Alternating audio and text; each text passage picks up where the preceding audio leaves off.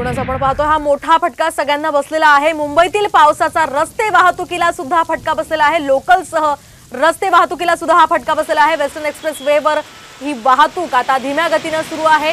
एकूणच रस्त्यांवर सुद्धा अनेक ठिकाणी पाणी साचलेलं आहे आणि त्यामुळे इथून वाट काढताना अनेकांची कसरत पाहायला मिळते। मात्र सध्याची दृश्य आपण या रस्त्यावरची पाहतोय। मुंबईतील पावसाचा या रस्ते वाहतुकीला फटका बसलेला आहे। या संदर्भात आपण अधिक माहिती जाणून घेऊयात आमचे प्रतिनिधी हिरा ढाकणे यांच्याकडून। हिरा, काय सांगाल सध्या मुंबईतील या पावसाचा रस्ते वाहतुकीला सुद्धा रेल्वेप्रमाणेच फटका बसलेला आहे? कशा पद्धतीने वाहतूक सध्या सुरू आहे?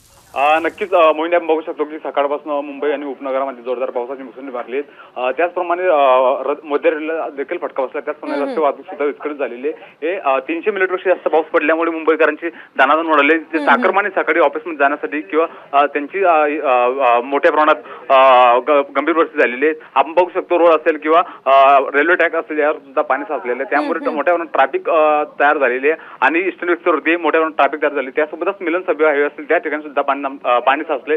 दुसरीकडे आपण बघतोय की काही ठिकाणी सकल भाग मुंबईमधले किंग सर्कल असेल किंवा सायन्स सर्कल असेल या ठिकाणी सुद्धा पाणी साचलं आणि सध्या महापालिकेकडून दावा केला जातो की जे नाली सफाई केली होती किंवा सक्षम पंप लावले होते त्याच्यावर मात्र प्रशासनाने उपस्थित केला होतोय। आपण बघू शकतो की दृश्यामध्ये संपूर्ण मुंबई पहिल्या जो पाऊस पडला त्या पहिल्या पावसाने मुंबईला झोडपून काढलाय आणि ही मुंबईकरांची चाकरमानांची ही हाल पहिल्या पावसात होताना दिसत आहेत। अगदी नक्कीच धन्यवाद हिरा दिलेल्या सविस्तर माहितीसाठी।